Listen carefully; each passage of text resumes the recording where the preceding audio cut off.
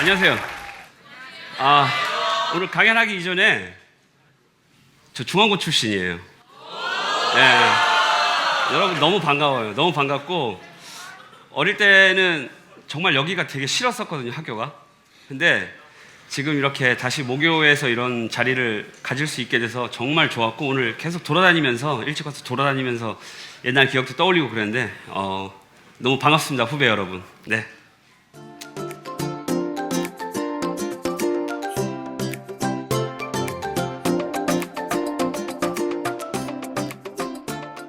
제가 30살 때 책을 한 권 읽었는데 거기서 저의 어떤 삶의 목표를 제시해 준 책이 있어서 그 책 안에서도 그 문구가 있어서 여러분들에게 소개해 주려고 하고 있습니다. 이상을 품은 리얼리스트가 되자라는 말인데요. 보통 저는 이제 음악을 하는 사람인데 음악하는 사람들 보면 다 이상만 쫓거나 혹은 또 저희 친동생인데 친동생은 회계일을 해요. 너무 또 현실적이에요. 너무 리얼리스트예요. 근데 나는 항상 이 뮤지션으로 살아가면서 이상을 품고 있지만 그래도 리얼리스트가 돼야 된다. 항상 남들 앞에 나서는 걸 좋아했어요. 왜냐하면 모든 사람들이 누군가가 리딩을 할 때 누군가가 먼저 선두에 서서 이렇게 앞서서 지휘를 할 때 다들 그래요. 뒷짐지고 비판은 정말 잘해요. 그렇지만 앞에 나서서 하지는 잘 못해요. 그래서 그 부분 때문에 마음에 안 든 게 있으면 내가 직접 나서서 해야겠다라고 생각을 하고 살아오다 보니까 항상 대장을 했어요. 예, 관광대학에서 총학생회장을 했고요. 그리고 사우스 카니발이라는 밴드, 지금 현재 밴드에서 15년이 됐거든요. 저희 밴드가.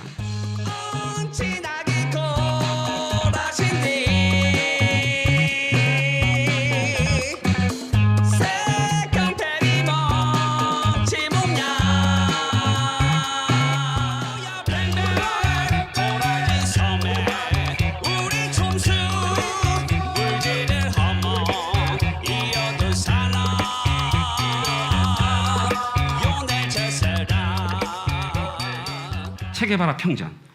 전 세계 젊은 세대들의 아이콘이거든요. 어떤 기존의 틀을 바꾸고 어떤 새로움을 추구하는 그런 어떤 아이콘이 체게바라인데 궁금했어요. 체게바라라는 사람이 어떤 사람일까? 여러분 체게바라 혹시 들어보셨어요?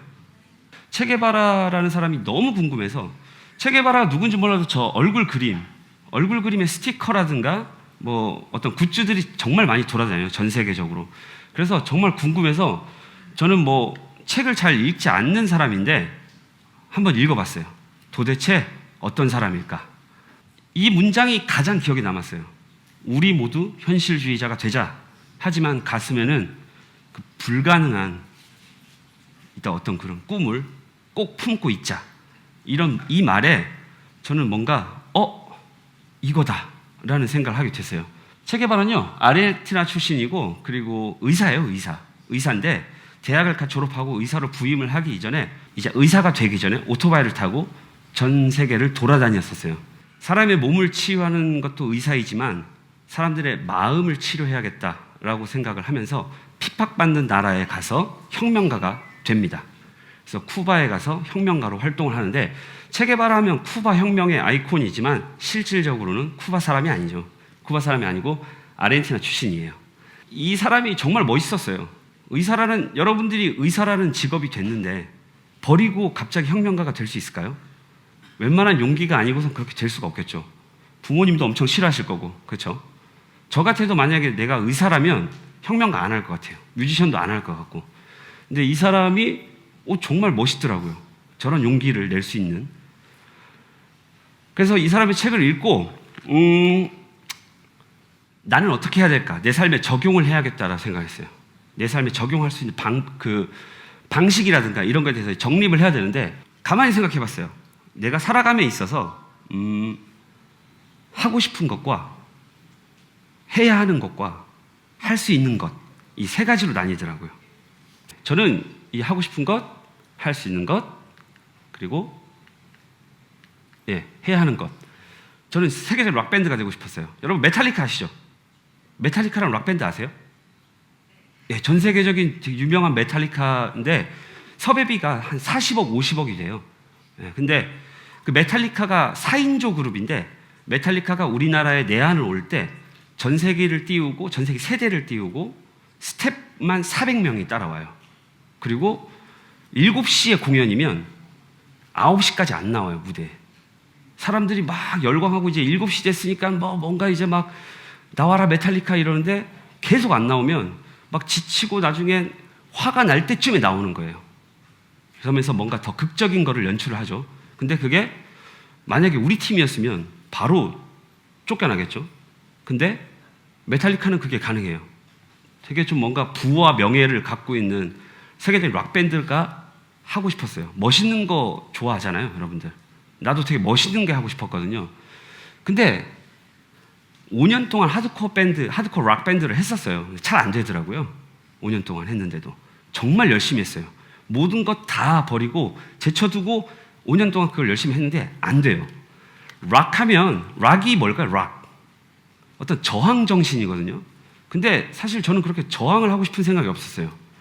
이 지리적, 우리 제주도라는 그 여건이 너무 평화롭고 사람들도 서로 경쟁을 좀 한다기보다는 느긋하고 푸근하고 다 친구, 삼촌이고 그러다 보니까 그 저항 정신이 별로 없다 보니까 락이 안 되는구나 라는 생각을 해서 할 수 있는 건 그럼 뭐가 있을까 생각했더니 제주도라는 섬의 특성, 토속적인 음악, 전 세계를 떠나서 우리나라에서조차도 제주도는 어떤 별개의 문화를 갖고 있기 때문에 이런 토속적인 음악을 내가 할 수 있는 거구나라고 생각을 해서 음악 방향을 바꾸게 됐어요.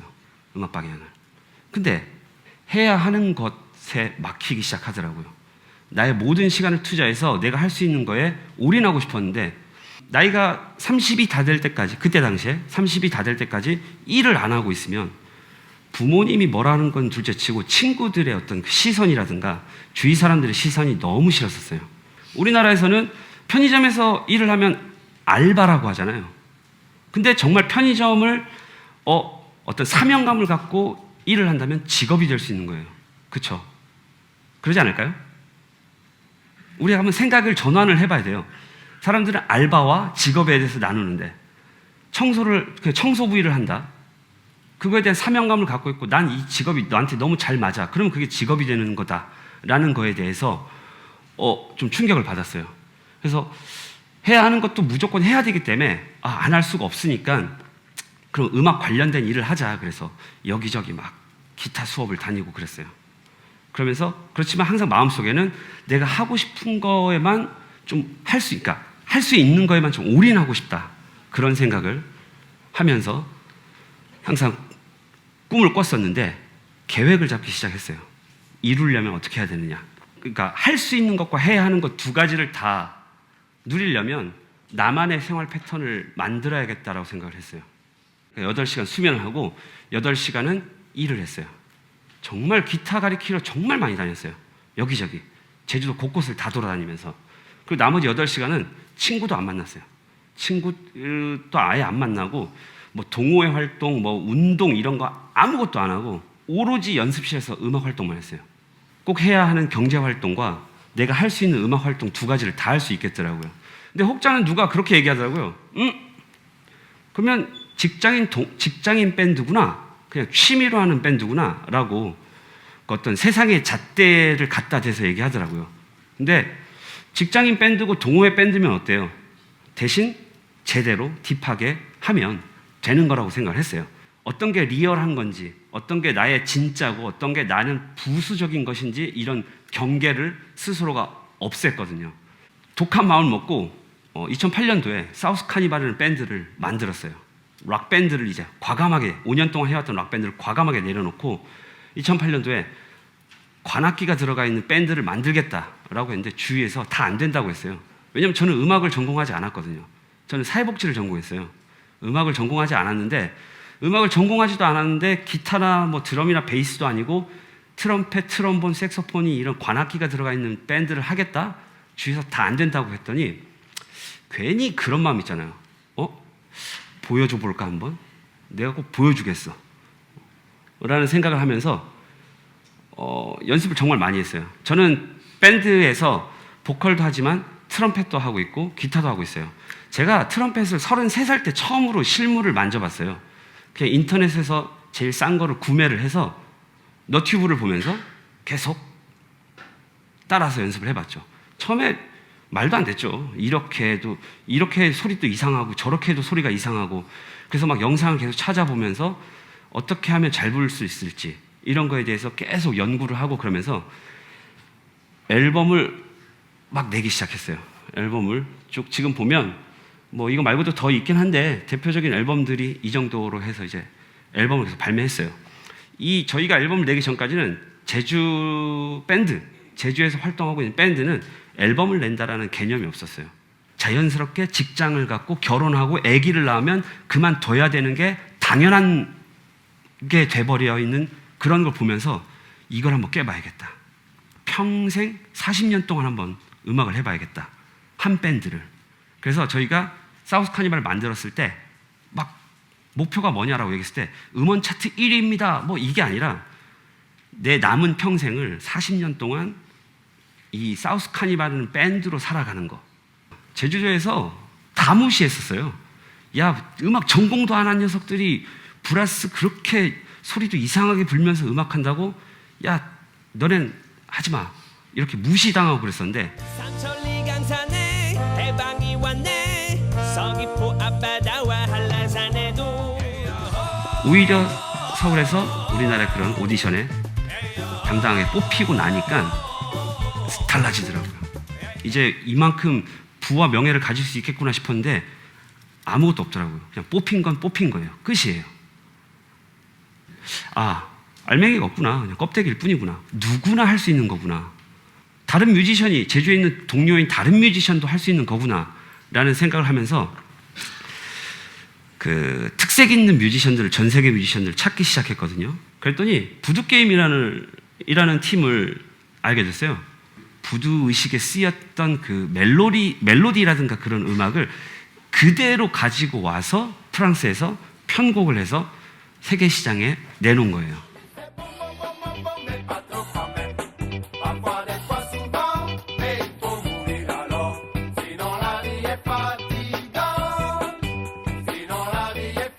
최고의 재즈 페스티벌 몽트레 재즈 페스티벌을 3년 만에 매일 헤드라이너로 서고 난리가 나는 거예요. 여기저기 전 세계 곳곳을 돌아다니면서.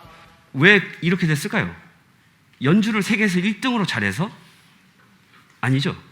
정체성, 아이덴티티가 확실하게 있기 때문이었어요.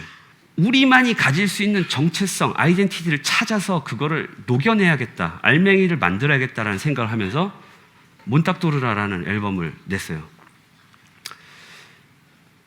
물론 집시킹스나 부두게임처럼 크게 잘 되진 않았지만 내 나름대로 만족했어요. 그래, 겉핥기가 아니라 드디어 나도 서울에 있는 국카스텐이나 장기 얼굴들이 아무리 연습해도 따라올 수 없는 내 음악을 만들었어라는 거에 정말 만족을 했어요. 이해되세요 혹시?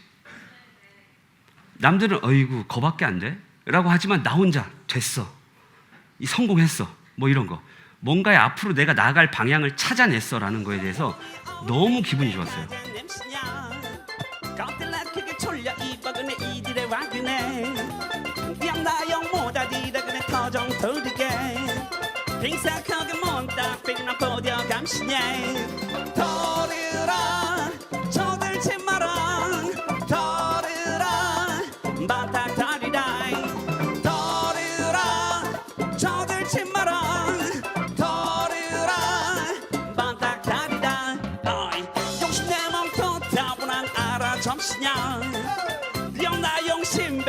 페들라 캠시냐 도란치루 빨라진 지르고 싫어 간치루 경에 봐서 피자 하나 달랑 댕기게 토르라 저들 치마라 토르라 반짝하리라 토르라 저들 치마라 토르라 반짝하리라 에헤이 라야 We are South Carnival from Jeju, Jeju Pride. Hey, hey, Raya.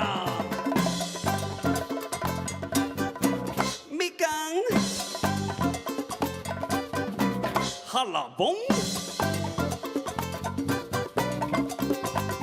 에헤이 아야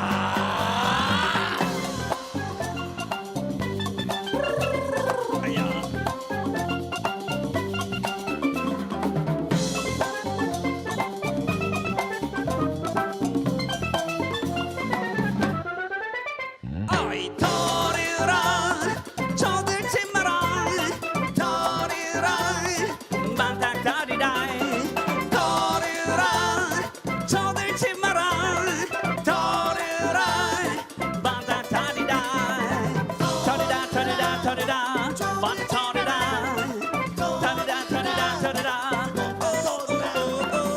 터르라 터르라 터르라 만탁 터르라 터르라 터르라 터르라 챙겨 챙겨 라이사 사사사 발레 발레 홀라봉 세뇨리타 뭔가 앞으로의 새로운 목표가 생겼다는 거에 내 눈빛이 달라지더라고요. 번뜩거리고 활기가 돌고 나의 삶의 목표가 생겼다는 거에 대해서. 그러면서 전 세계를 돌아다니기 시작했어요. 공연으로. 저희가 제주에서 열심히 행사를 뛰어서 번 돈을 다 모아서 전 세계로 다 다니기 시작했어요. 삿포로에도 2번이나 갔고요. 얼마 전에 지난달이었죠. 도쿄에도 공연을 갔다 왔고 지역에서만 가질 수 있는 음악을 엄청나게 찾아다녔어요.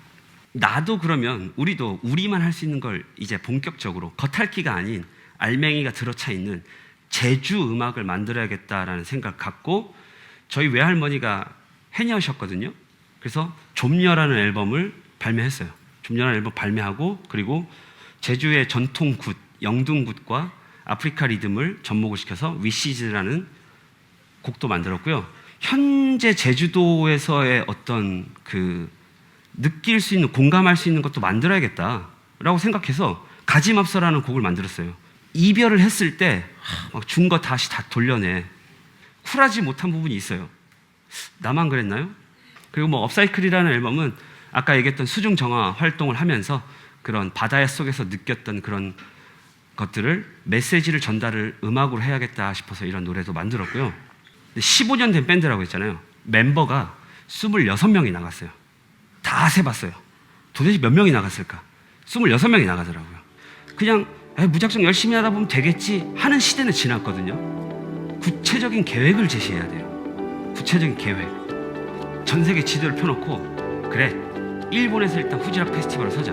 왜냐면 후지락 페스티벌은 세계 3대 락 페스티벌 중에 하나니까. 그러면 일본의 후지락 페스티벌 설리면 어떻게 해야 되느냐?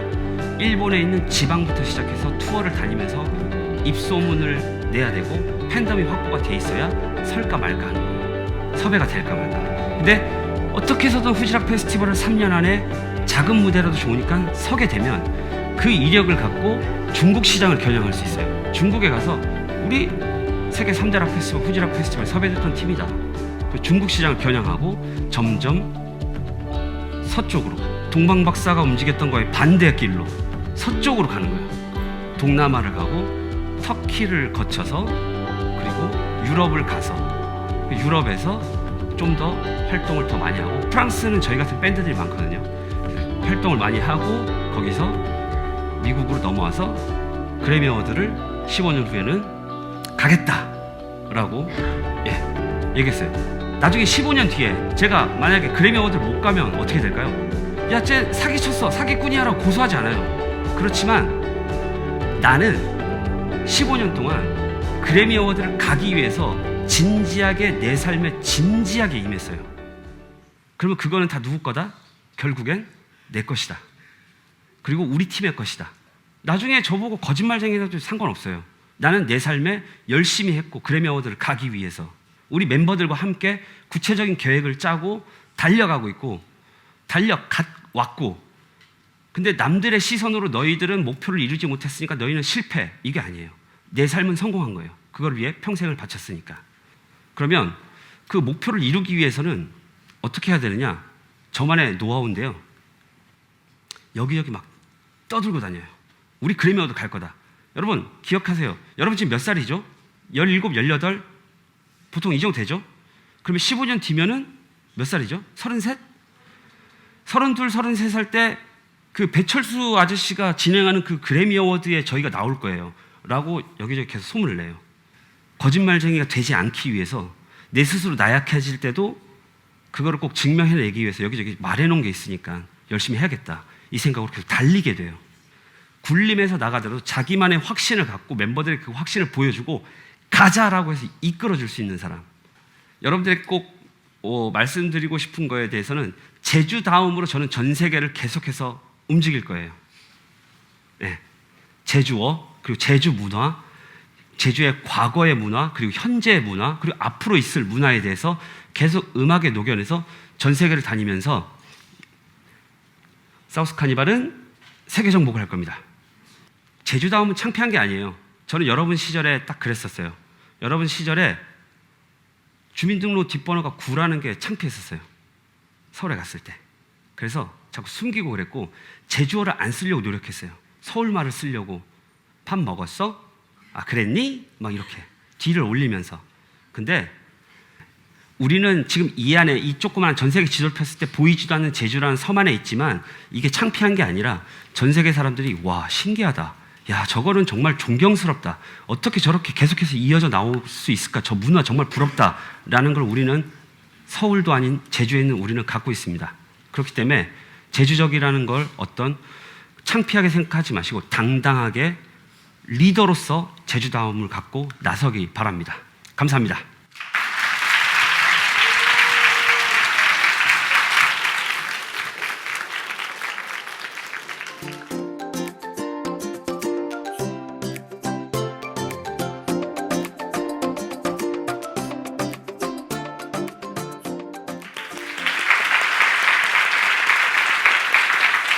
제주도에서 곧자월 환상숲 곧자월공원이라는 곳에서 숲 읽어주는 여자 이지영이라고 합니다. 네. 곧자월 다 아시나요? 다 알죠? 곧자월이 뭐예요? 자신 있게 얘기할 수 있는 사람 없어요? 맞아, 이추룩 생긴 숲, 뭐 요 정도. 사람들이 곧자월을 알긴 아는데 설명해 보라고 하면 잘 몰라요. 제주도의 곧자월이 한 군데만 있는 건 아니에요. 여러 군데 있어요. 이렇게 4군데 지점 넓게 지역으로 따지면 이렇게 있는데 그 중에 저는 이 A 지점에서 요 끝에서 왔어요. 혹시 몇 월 달 같아 보이시나요? 제가 그런 문제 안 내겠죠. 겨울이에요. 여기는 겨울에도 푸르른 숲이고요. 여름의 특징은 이래요. 요 동글동글동글한 애들, 콩짝의 덩굴이라는 애들이 있는데 지금은 납작하지만 여름 장마철에 비 올 때 오면 콩나물 머리만큼 통통해져요. 그때도 장관을 이루고요.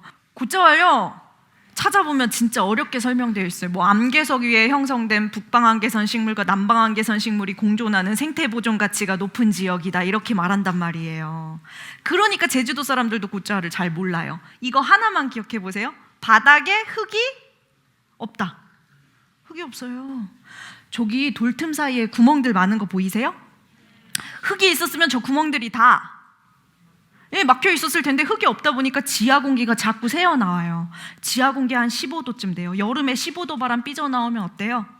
오 시원하다. 겨울에 막 눈 팡팡 내릴 때 15도 바람 불면 그때는 따뜻하게 느껴져요. 추운 데서만 자라는 식물이 저 공기를 받고 살고 더운 데서만 자라는 식물이 겨울에 얼어 죽으려고 하다가 저 공기 받고 살아요. 북방한계선 식물, 남방한계선 식물이 전 세계에서 여기서만 같이 자란대요.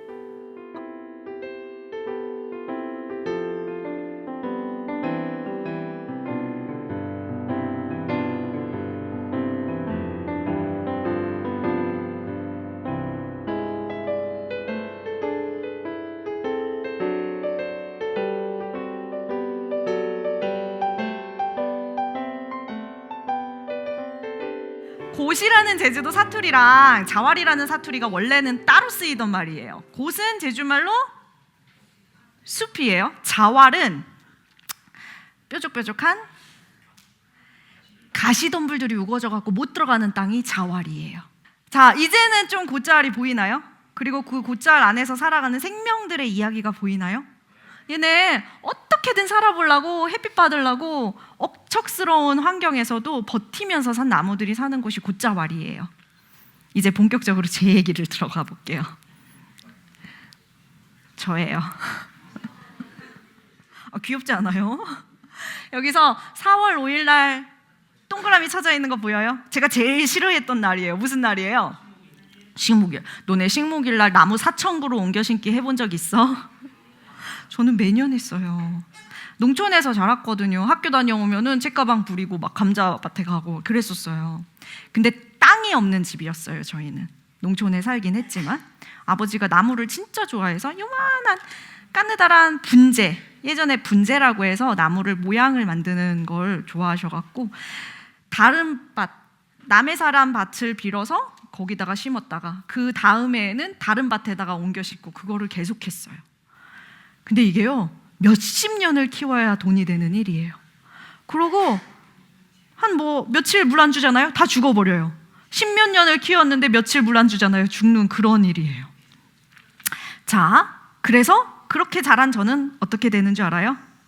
이렇게 자라면 나무를 진짜 싫어하게 돼요. 나 공부 열심히 해갖고 절대 농사 짓지 말아야지. 저는 그렇게 생각했었거든요. 그래서 서울로 갈 수 있었어요.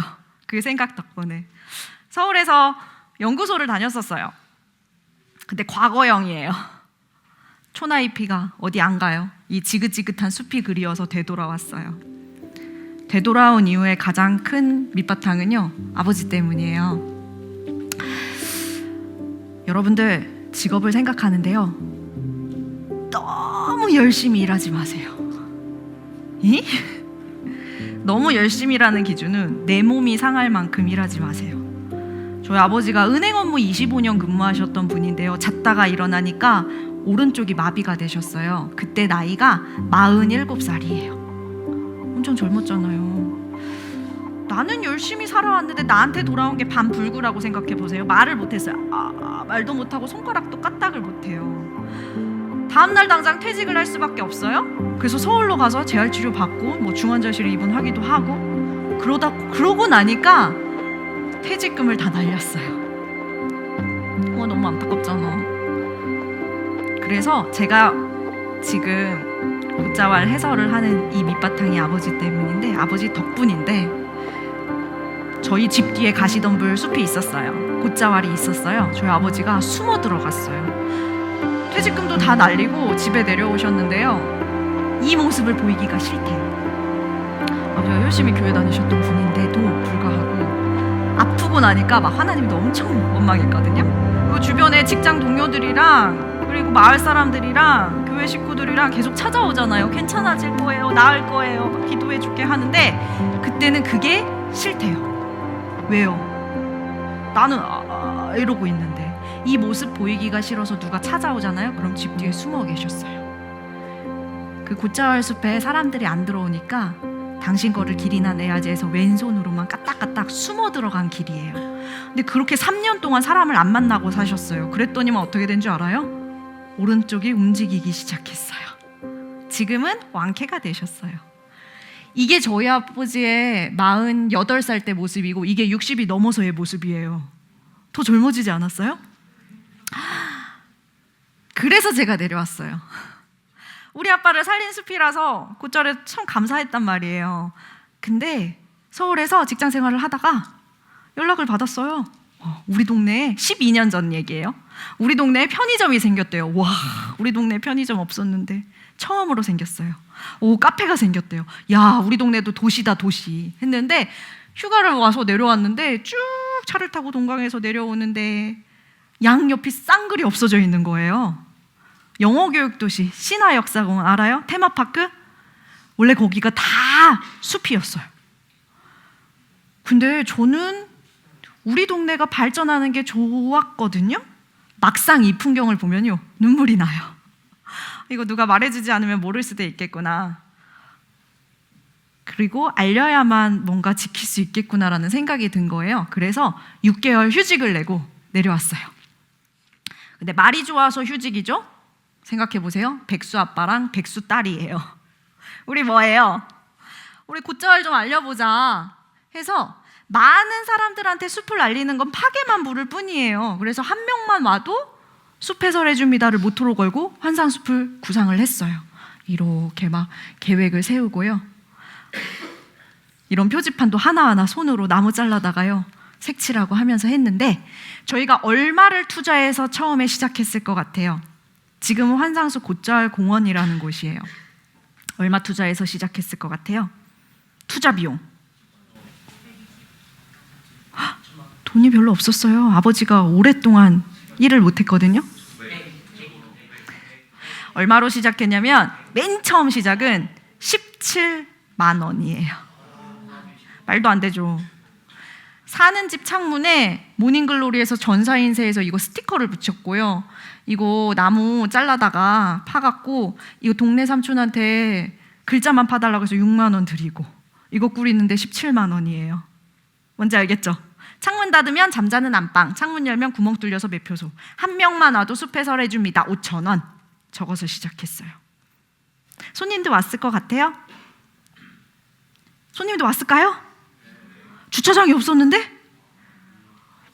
간혹 와요. 어떻게 오는지 알아요? 여기 도대체 뭐 하는 데예요? 하면서 찾아왔어요. 그러면 제가 숲 안내해 드릴게요 하면서 끌고 갔는데 그때 아버지가 약간 절뚝이셨어요. 그래서 아버지가 이렇게 제가 안내해 드릴게요 하면서 가잖아요. 그럼 저 그냥 나가면 안 될까요? 했어요. 으쓱했거든요, 숲이. 근데 생각해 보세요. 한 달 내내 저랑 아버지랑 첫 달에 얼마를 벌었냐면 20만 원을 벌었어요. 응? 야, 20만 원이면 옆집 가서 귤 따주는 게 더 나아. 저도 아빠 이건 아닌 것 같아. 그랬더니 아버지가 뭐라고 한 줄 알아요? 야, 17만 원 투자했는데 한 달 만에 원금을 회수하는 사업이 어디 있냐? 하셨어요. 생각해보니까 그런 거예요. 나는 6개월 휴직이고 쉬었다 치고 우리 아빠는 6년 동안 수입 없다가 20만 원 번 거면 성공한 거죠. 그쵸? 그래서 고했어요. 생각해보세요. 손님이 하루에 1명 왔습니다. 얼마나 잘해줬을까요?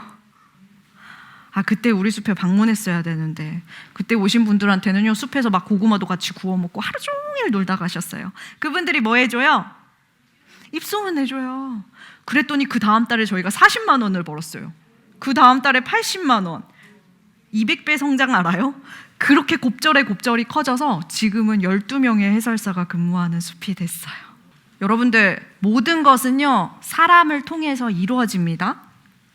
어떤 일이 발생했냐면 비행기 티켓이 날라왔어요. 뭔가에서 가봤더니 저한테 숲 해설을 들으신 분이래요. 해설을 듣고 감명을 받아서 그 다음부터 곶자알 그림만 그리기 시작했대요. 이화여대 미대 교수님이시래요. 그림이에요. 서울에서 그림 전시회를 해주신 분도 계시고요. 피아니스트 이루마 씨라고 굉장히 유명한 작곡가가 계세요. 그분의 9집 앨범 전체가 주제가 곶자왈이에요. 뮤직비디오도 저희 숲에서 찍어주셨고요. 어떤 분들은 애니메이션을 제작해주시고 어떤 분들은 웹툰을 그려주시고 어떤 분들은 소설을 써주시고 저 소설에도 3군데나 등장해요. 초등학교 교과서, 중학교 1학년 과학교과서 숲해설가의 역할하면 제가 크게 등장을 해요. 교과서에도 수록을 해주시고요. 방탄소년단, FX, 너무 늦어져. 네, 뭐 구미호전, 악동뮤지션, FX, 네, 이니스프리 화장품하고 등등등등. 예, 방탄소년단 앨범 자켓 저희 숲이에요. 저 갑자기 달라 보이죠? 저희 숲의 자랑이 뭔지 알아요? 유명한 사람들이 왔다 갔다가 아니에요. 지금까지 홍보비를 한 푼도 들인 적이 없다예요. 원래 협찬의 개념 있는 거 아시죠? 막 1,000만 원 빵 주면은요 여기 와서 뭐 드라마 찍고 가고 그래요. 근데 우린 다 반대예요. 오신 손님한테 잘했더니 그 중에는요 기자가 있을 수도 있고 작곡가가 있을 수도 있고 뭐 PD가 있을 수도 있고 각각의 자리에 돌아가셔서 저희가 숲을 위해서 뭘 내줄 수 있을까요 하면서 다 장소 대여비 돈 내고 찍고 가신 분들이세요. 너무 감사하죠. 근데 문제가 생겼어요. 그렇게 계속 하다 보니까 정말 곶자알이 알려지기 시작한 거예요. 우리가 곶자알 알리고 싶었는데. 근데 주변을 살펴보니까 저희 숲에 방문하는 사람들의 대부분이 타지인들이에요. 제주도 사람들은 안 와요. 왜요? 제주도 무료로 갈 수 있는 데가 많아요. 제주도면 저희가 3,000원이거든요. 숲해설 해주는 것까지 해서 그 정도면 나쁘지 않은 것 같은데 제주도 삼촌들은 아이고 나 그거 다 알아줘. 안 말해도 다 알아 하면서 곶자알을 제대로 알지 못한 채 제주도 사람들이 귀 기울이지 않아요. 이거 안 되겠다 해서 그러면은 타겟을 누구를 해야 될까? 그래, 어른들은 머리가 이미 굳었고 아이들을 해야겠다 해서 아이들을 위한 활동들을 하기 시작했어요. 진짜 교육활동계획안 이만큼씩 짜들고 학교마다 찾아다녔어요. 저희 애들 보내주면 저희가 기깔나게 키워드릴게요. 별의별 거 다 해봤어요. 그랬더니 인근에 그때 당시에 보성초등학교 교장신 선생님께서 결단을 내리시고 1년 동안요 27번 아이들을 보내줬어요. 매주 금요일 3시간씩. 별의별 거 다 해봤어요. 뭐 인디언이 되어보기도 하고 나뭇잎의 감정을 찾아보기도 하고 스트레스를 날리는 활동에서부터 여러 가지 활동들을 하는데요. 지금도 수업들 많이 하는데 그 중에 수업 하나만 알려드릴게요. 대충 이런 거예요. 곶자화를 부탁해. 버려졌던 돌땅이 지금 아름다운 숲이 됐잖아요. 마찬가지로 우리도 쓸모없는 돌을 가지고 멋진 작품을 만들어보자 해서 구상도를 그려요. 석부장 만들기 체험인데 2주에 걸쳐서 해요. 아이들이 쓸모없는 돌들을 가지고 이어붙여요. 굿잘 언덕에 무지개가 뜬다면 해서 실제로 돌을 붙여요. 근데 문제는 이거 마르는데 일주일이 걸려요. 그래서 완성을 시키지 못해요. 그렇기 때문에 다음 주에 오는 언니 오빠들에게 편지를 남겨요. 그럼 그 편지를 보고 언니 오빠들은 그 모습 그대로 구상도를 보고 그 모습 그대로 완성을 시켜줘야 돼요. 식물을 올려서. 짜잔, 잘 만들었죠. 그때 남긴 편지가 이래요. 안녕, 난 300년 전 너의 증증증신조 왕할머니란다.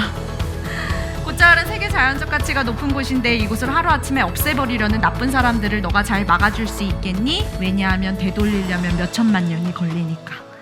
내가 이런 아이들을 키우고 있고요.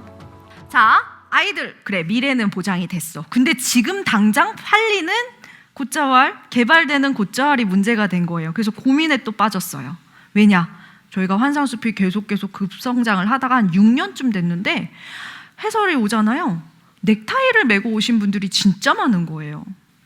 왜 숲에 넥타이를 메고 오지? 알고 보니 누군 줄 알아요? 부동산 업자들이었어요. 손님들을 다 끌고 오시고 이렇게 한 바퀴 숲 막 다 돌아본 다음에 이런 식으로 활용도 가능합니다 하면서 곶자왈 땅을 팔더라고요. 뭐 이미 팔려버린 땅들은 어쩔 수 없고 그럼 제주도민들이 가지고 있는 땅들 뭘로 활용하지? 해서 고민에 빠졌더니만 저희 동네의 주변 분들 물어보니까 약초 재배하시는 분들이 계세요. 돌땅 그대로 사용하시는 분들은 버섯 재배하시는 분 계시고요. 꿀 양봉하시는 분들 계시고 소말 방목하시는 분들 계셔요. 근데 이분들 다 농부들이잖아요. 제주도의 자연경관을 지키는 거 농부예요. 저는 어렸을 때는 농부를 되게 무시했는데요. 땀을 흘리면서 자연에 기대어서 산다는 건 진짜 멋진 일이에요. 제주도 자연경관, 멋있는 감귤밭, 유채밭, 메밀밭, 그거 농사 짓는 사람들이 없으면 없는 풍경이에요. 맞죠? 마찬가지로 숲도 그러더라고요. 그래도 그분들의 수입은 계속 줄어요. 근데 제주도 땅값은 오르기 시작해요. 그래서 어쩔 수 없이 팔 수밖에 없는 구조가 되어버리고 있어요. 그래서 이분들의 수입을 보장을 해줘야겠다라는 생각에 농부들을 위한 팜파티 같은 거를 계획하고 도시민 초청해서 300명 초청해서 직거래 현장을 만들어주기도 하고요. 농부들을 위한 플리마켓에서부터 농촌에서 문화를 만들어보자 하면서 결혼식장 무료 대여도 하고 있어요. 저 결혼할 때 모습이에요. 이쁘지 않아요? 브로콜리밭, 양배추밭, 감귤밭. 지금은 저희가 조격장이랑 카페도 같이 운영을 하고 있어요. 근데 저희가 이 시설들을 운영하는 궁극적인 이유가 이거예요. 저희 카페랑 이 조격장에서 사용되는 모든 제품은 커피제하고는 다 저희 동네에서 난 거예요. 그래서 우리의 수입이 동네로 돌아가고 농부들에게 돌아가서 선순환의 구조가 될 수 있도록 상품 개발을 하고 판매를 이루고 있고요. 그래서 이 탄탄하게 경제적으로 뒷받침이 돼야 그게 삶으로 또 이어지더라고요. 그리고 제가 이번에 2번째 책이 나왔어요. 작가로도 활동을 하고 있어요. 고등학교에 이 책이 없으면 나 이거 읽고 싶어요. 도서 신청해 주세요. 쑥스러운 사이라는 책을 발간을 했는데 제가 말하고 싶은 거는요.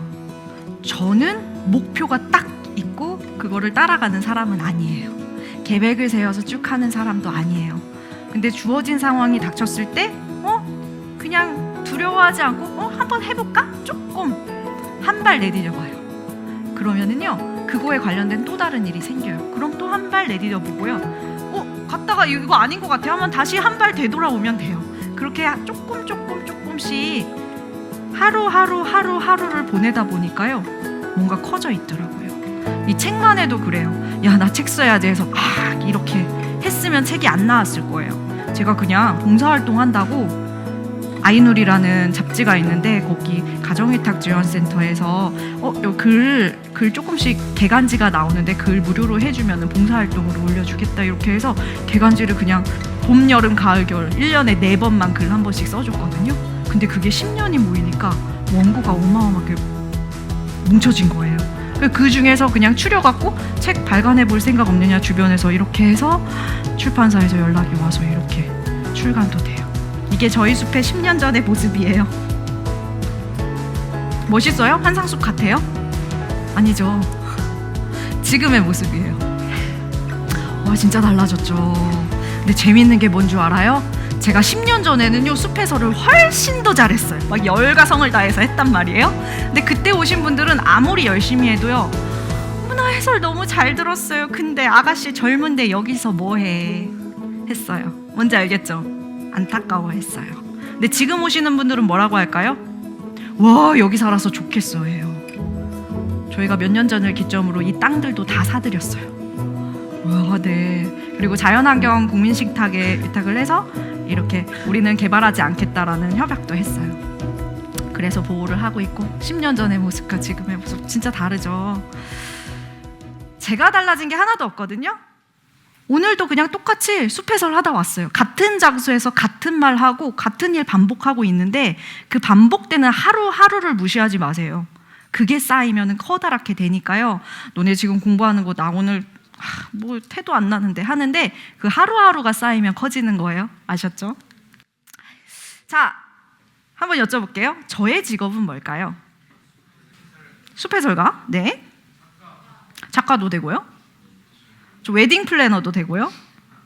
축제 기획자도 하고요. 상품 개발가도 되고요. 조교육장 카페 운영자도 되고요. 지금 말하고 싶은 게 뭔지 알아요? 직업이 하나가 아니에요. 그리고 진짜 다양하게 펼칠 수 있어요. 너희들 때가 되면 이제 40년 후에는 평균적으로 뭐 직업이 뭐 40몇 개나 되게 될 거래요. 한 사람당 가지고 있는 평균적인 직업의 개수가. 나는 선생님이 될 거야. 나 경찰이 될 거야. 이게 아니에요. 이걸 하면서 이것도 할 수 있고 저것도 할 수 있고요. 저는 숲해설가가 될 거라고 15년 전에 한 번도 생각을 못 해봤어요. 근데 그런 열린 마음으로 내가 좋아하는 일들을 찾아서 가치 있는 일들을 찾아서 따라가다 보면요, 그게 뭔가의 길이 보이기 시작할 거예요. 아셨죠? 제가 좀 도움이 됐나 모르겠네요. 이거 한 번만 읽어주세요. 시작! 바로 당신의 일입니다. 세상 모든 사람들이 당신이 하는 일의 가치를 올바로 향유할 수 있도록 하는 것은 불가능하다고 생각하고 있을 때 다른 나라 사람들은 우리보다 조금 더 앞서 계속 나아가고 변화하고 있습니다. 당신이 사랑하는 회색빛 경쟁 틈에서 서로를 경계하며 살아가는 우리는 어떻게 해야 할까요? 저는 이렇게 생각합니다. 제가 왜 이 글을 썼냐면요, 제가 서울에서 연구소 다닐 때는 진짜 뼈대구도 신고 예쁘게 하고 다니고 비싼 가방 메고 이랬어요. 그게 잘난 삶인 줄 알았어요. 근데 제주도로 잠깐 그 6개월 내려왔을 때요, 집에 그냥 원래 엄마네 사는 집에 있었으니까 내가 20만 원밖에 못 벌었지만 한 달에 나가는 돈이 하나도 없는 거예요. 그리고 옷도 매일매일 똑같은 옷을 입어도 뭐라고 하는 사람이 없는 거예요. 서울에서의 삶이랑 그렇게 나중에 남는 돈은 그렇게 별반 차이가 없구나라는 생각이 들었어요. 남들이 보기엔 되게 멋져 보이는 일이었지만 그렇지 않은 경우도 많아요. 그리고 그때 당시에 친구들을 생각해보면 명품 두르고 이러면 되게 멋있어 보이고 이랬지만, 근데 내가 만약 저 한상수 곶자유공원의 부대표입니다 이렇게 하거든요. 저 막 에코백 메고 다녀요. 근데 사람들은 와, 검소하시네요 라고 해요. 그러니까 명품을 두른 사람이 되는 게 아니라 본인이 명품인 사람이 되고 지금 당장 앞을 보는 게 아니라 좀 멀리 보는 친구들이 됐으면 좋겠어요. 세상 모든 사람들이 당신이 하는 일의 가치를 올바로 향유할 수 있도록 하는 것은 바로 당신의 일입니다. 여러분들의 일이 될 거라고 저는 생각하고요. 좋은 일들 많이 펼치셨으면 좋겠습니다. 이상으로 숲해설도 마치도록 하겠습니다.